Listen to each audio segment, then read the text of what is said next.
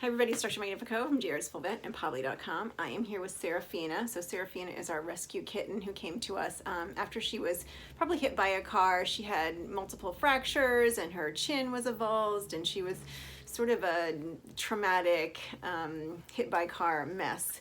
And since then, she has lived with me and she has become this kind of office kitty. She walks around and she cuddles us all and she purrs and she is very, very, very happy and very cuddly. She is very happy and very cuddly with just about everybody that she knows. So in the office, it's all the staff and all the people that she knows. She is this kind of kitten with. And she lives at a veterinary clinic, so there's a lot of loud dogs and loud noises and loud people and commotion, and she's still this calm, happy kitten here. Now, I understand that most cats are not like this when they're here. I have 4 cats at my house, and one of them is an absolute nightmare when he's here. He just becomes a raging, angry, hissing, biting, dangerous lunatic when he's at the clinic, so he no longer comes to the clinic. I do all of his stuff at the house where he's still not very happy, but he's not endangering someone's lives. I've had 2 clients in about the last 2 weeks who have brought in very fractious cats. So fractious is the term that veterinarians use whenever we can't really get near a cat. So hissing, biting, lunging. These cats, like many cats who come here, just are not very good patients at the clinic. So there are cats who are perfectly wonderful house cats, affectionate, loving, gentle at home, and then they get in the clinic and they become kind of raging terrors.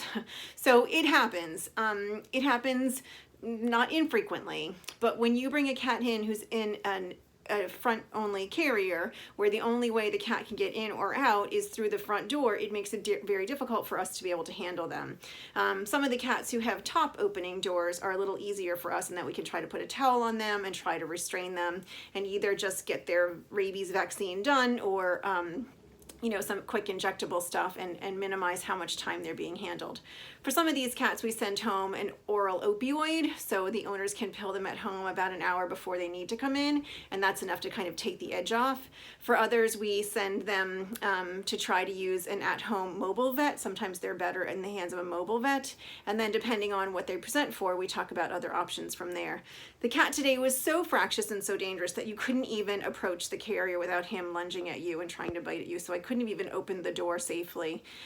Because he's so bad at the veterinary clinic, and this is another pretty common theme, he hasn't been vaccinated in many years, so he's overdue on his rabies. So if he bites somebody here, it will be reported as a bite case, and then we have to deal with the whole possibility of rabies and zoonotic disease and all of the paperwork that entails, which is participation on the part of the health department and animal control to they'll come and take over the case and decide what can be done. So it makes it even harder when they're not up to date on rabies. And I've had 2 clients in the last 2 weeks who have one got rather difficult and rather fractious themselves and actually had the nerve to say to me, "You just don't want to deal with me." Well, what I don't want to deal with is having to send a staff member to the ER or patient first with a bite wound, which happens more often than I want to talk about, especially when these animals are overdue on rabies.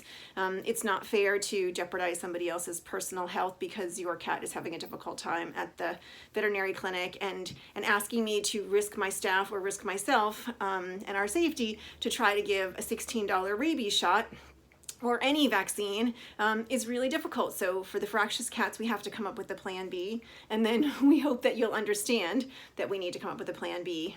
This is about fractious kitties, and not be upset about it. But please remember that there are people involved and that my job is to maintain everybody's safety. Your cats, my staff, myself, and you. And if your cat is so dangerous that you can't even hold your cat, asking us to do it or a stranger to do it and to do it safely can sometimes be very difficult. So we have to figure out a safer way. Sometimes it means that we use a TNR trap and we sedate them through that. Sometimes it means that we send them home with a pill for them to give at home. Sometimes it means that if they're really in immediate medical need, that they have to go to the ER, and the ER can more safely sedate them or anesthetize them and then take care of them. But please understand that there are people that we're all trying to protect. That includes you and your pet, and that includes me and my staff, and asking us to jeopardize and leave ourselves open to life and limb from a cat who's so angry that we can't get near the carrier is just I find really selfish and and pretty difficult to understand. So sometimes we cannot take care of everybody who comes in, and sometimes you just have to understand that it's because we have to take care of everybody's safety first. Safety comes first. If you have any questions about this, or you have any good fractious cat stories, or you have any good tips that worked for you with your difficult cat, I'm all ears and I'd love to hear them. But for now, asking someone to put their safety aside and take care of your cat without understanding what the implications of that are, I'm just asking everyone to please be considerate. That's it. Take care, everybody. Bye.